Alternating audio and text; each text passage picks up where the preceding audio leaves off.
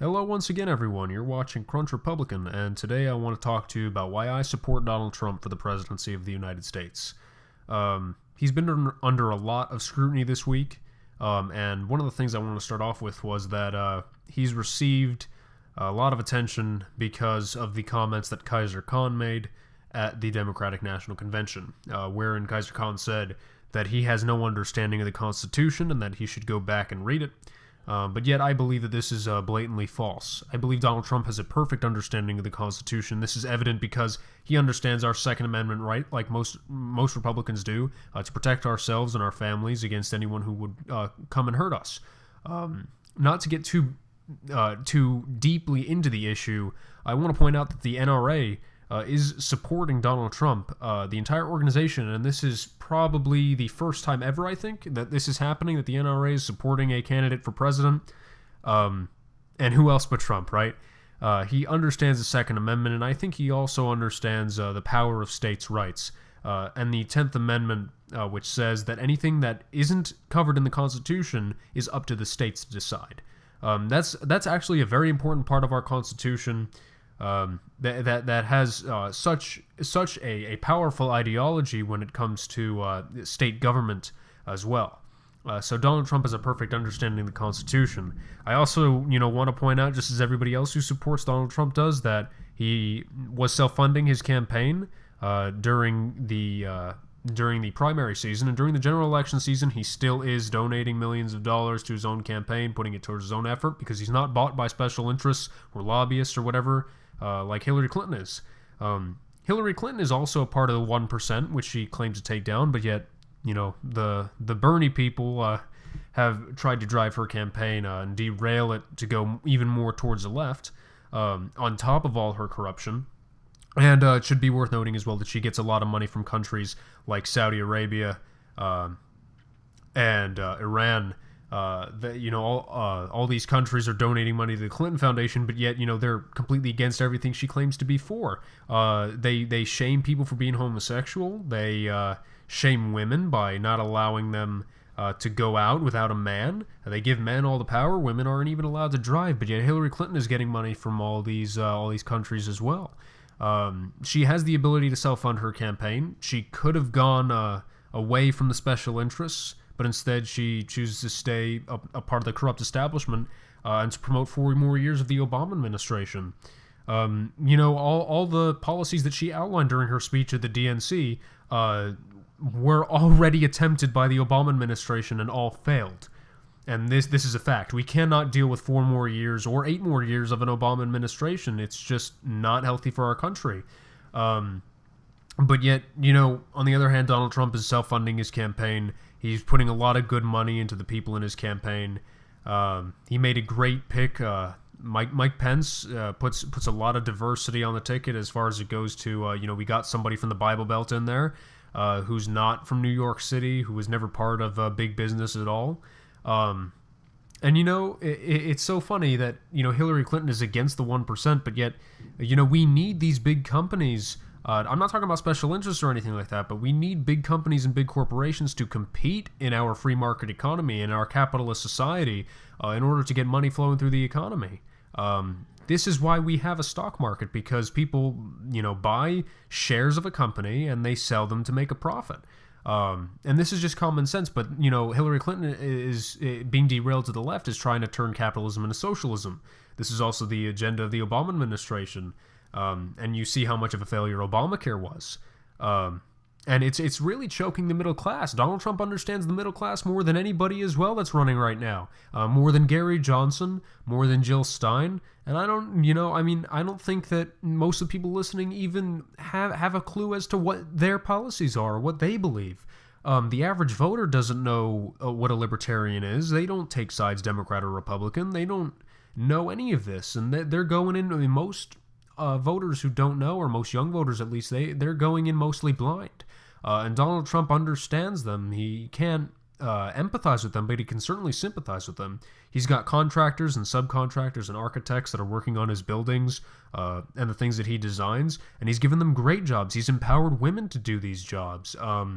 He's empowered people of different races, of different creeds, and he totally accepts them. There is no discrimination. He doesn't do everything based on affirmative action and based on quotas of race and gender. He does everything based on quality and merit, which is how it should be done in our capitalist society. And speaking of the people in the middle class, Donald Trump, unlike Hillary Clinton, also wants less taxes. That is a part of the Republican platform, and it always has been, is to alleviate the threat of taxes on the average American, the American taxpayer, so that way they'll have more money in their pocket to pay for things, and to achieve the American dream by working hard to earn that money, and they'll keep more of it in their pockets. Donald Trump is a common sense candidate who is, absolutely against big government. And this is why Hillary Clinton is also part of the globalist agenda, just like Angela Merkel of Germany is, to bring 550% more Syrian refugees into this country. You see Syrian refugees, all these Syrian refugees with ISIS infiltrating them, going into Germany and France. And you see all the attacks that have happened.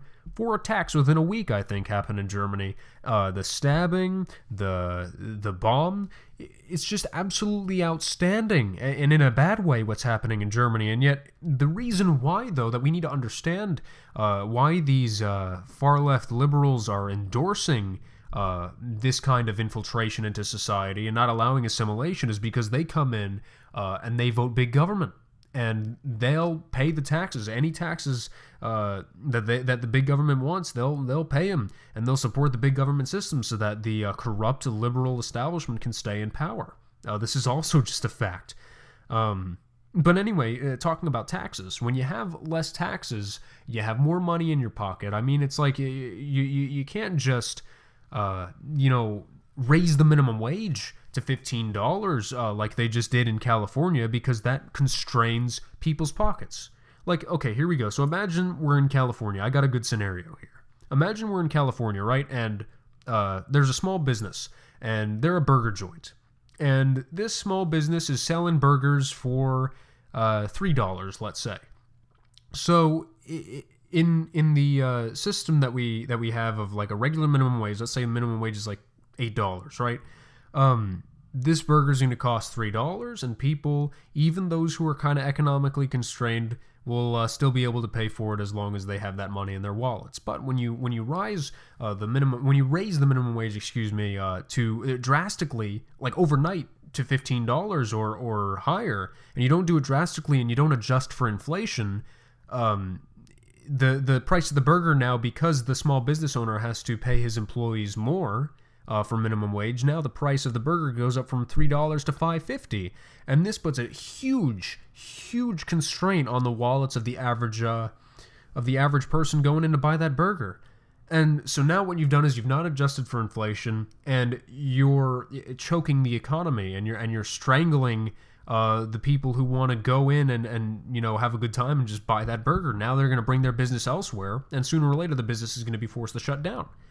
This is why we need gradual changes in minimum wage to adjust for inflation, and Donald Trump also understands this. People are also talking about how he has all these ties with other countries, and he's selling all his products in these other countries like Mexico and China.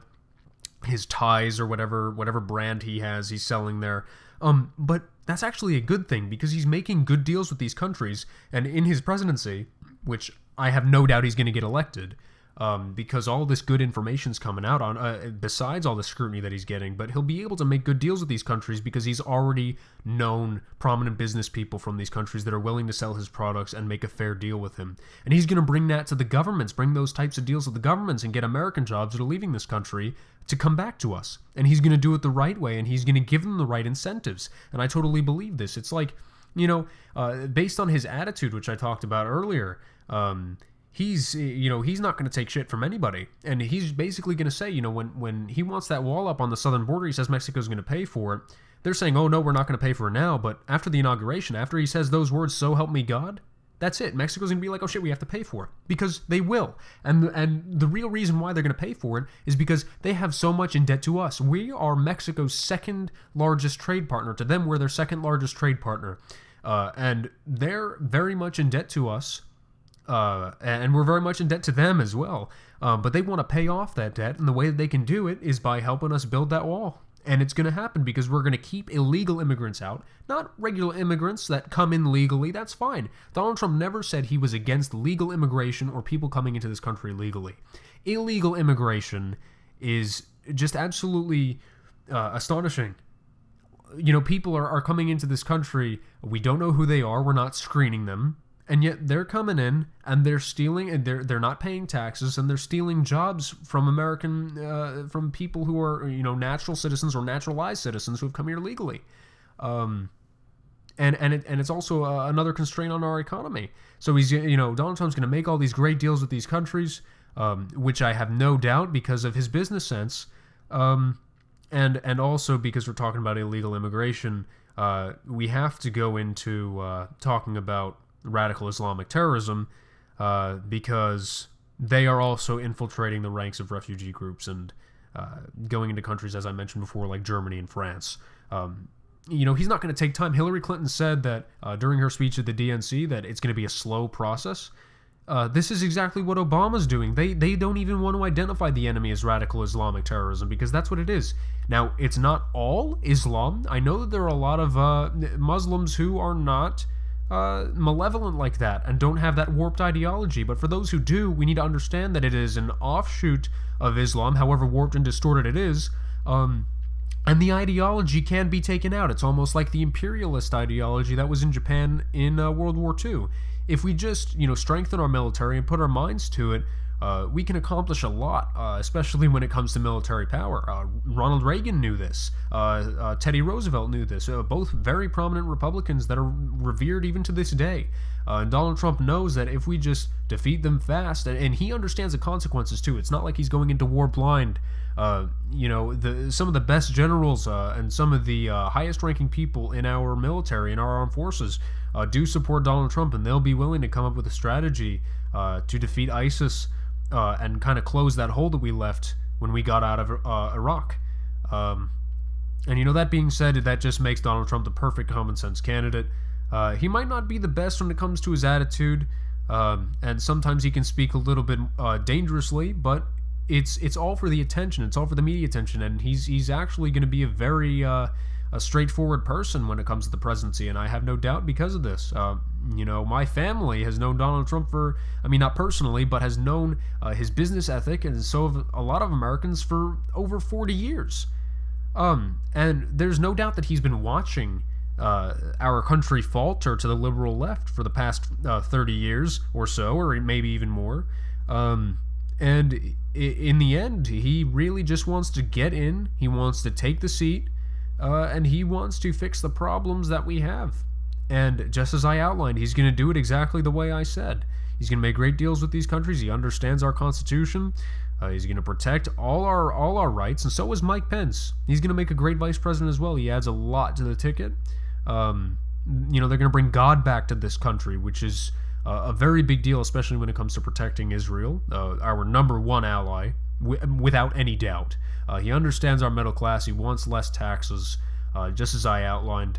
He understands the burdens that are falling upon normal Americans. And that's all I can say. He really does support a fair system that's really going to get Americans back to work, and that's going to get jobs back to this country. And so I guess that's it. That's my opinion on Donald Trump. So I thank you all very much for listening. And yeah, let's start treating our country like a business, because we really need that kind of business sense right now. And let's make America great again. Thanks so much for watching, and I'll see you again sometime. Bye-bye.